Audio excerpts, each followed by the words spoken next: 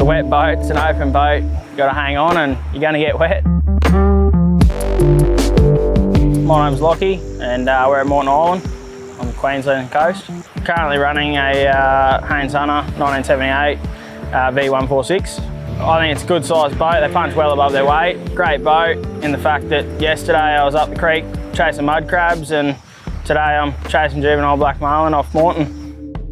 Righto, just down here at Moreton today. Hopefully chasing a little juvenile black marlin or a sail. A few caught yesterday. Just running Tyrannos 20s, 8 kilo line, set up on 8 kilo rods, pin rigs with gars. So we've got one with a skirt, one without a skirt. So swim the one without a skirt a bit. The one with a skirt obviously is just going to be skipping along the surface.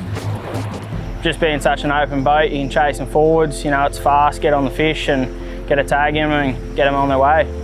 So I brought the hull, cost me 300 bucks, had no transom in it, no floor, and the stringers were like paper. Gutted the whole lot myself, replaced the stringers myself, replaced the transom myself. At that stage then I was working away in the mines, and I was fortunate enough that I could get Mitch at Moreton Bay Marine Services to finish the build for me. So he done the floor, the cast deck, painted it, rebuilt all the gunnels for me, and yeah, got it to where it is now. So from when I brought it to when it was finished, took me 2 years, yeah. Just bit by bit. Being my first time fiberglassing and doing a rebuild, I used ply for the stringers and the transom. Everyone's against ply, but it was in the boat for 40 years before I sort of took to it, and it's easy to work with. The deck and the casting platform's all thermalite, and being the ply and the stringers, and you know, it gives me a bit of weight down low, which helps. So the transom's about, off the top of my head, about 85 mil thick. So it's 3 sheets of ply, and then between every layer of ply, it's it's glassed. I'm running a 115 Mercury Pro XS. I bought the motor brand new, so that's been great. Good on fuel, cruising at about 20 knots. It's only doing about 14 litres an hour. Top end at the moment, I've got a 4-blade 17-inch prop. I'm getting about 41, 42 knots.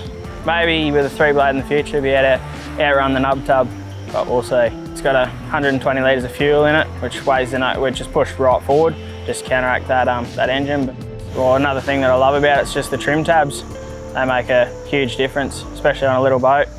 I lost a little bit of speed with the build as I raptor lined the bottom of the hull. A lot of people are against it, but I'm pretty rough on the gear and, you know, beaching on a sandbank and everything, as I'm not wearing the paint out underneath. So that's the reason I done that. And it's not often you can do 40 knots in a 4.5 metre boat. Yeah, a lot of horsepower to hold on to. Just open boat, you know, you're not wasting space. I thought about console, I thought about side console. Yeah, it's just, you know, you take up a lot of space that I really want to just deck room. Yeah, so the flooring's C-deck. So the guys down at Cruisecraft have done that for me. So I got the name and a ruler put in the floor. It's awesome. Doesn't get hot. It's comfortable to stand on all day. Doesn't hurt your feet. I love it. I'm running a Garmin 8416 with a GT51 transducer. So it's got the side scan, down scan, traditional. I've got it on a ram mount so I can swing it around when I'm fishing up the front in the creeks, look at it up the front, or if I'm in the dams, same thing.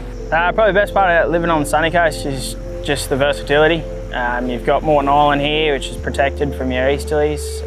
You've got Fraser Island, 2 hours north. You've got Double Island. You know, it's nothing to tow the boat up the beach and launch it at Double Island. You've got Spanish mackerel out off the point. You've got snapper.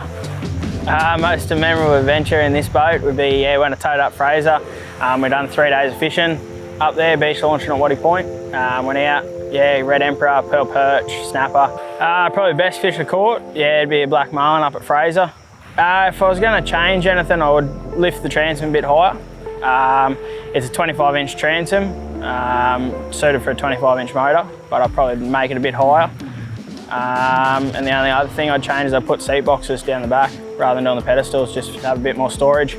Dry storage is hard in it, so obviously that'd help. Yeah, if I had any advice for someone rebuilding a boat, it'd be probably just always allow more money. Whatever you think it's going to be, double it pretty much. If I had to describe a boat in 5 words, it'd be fast, wet, fun, challenging, and I don't know, awesome.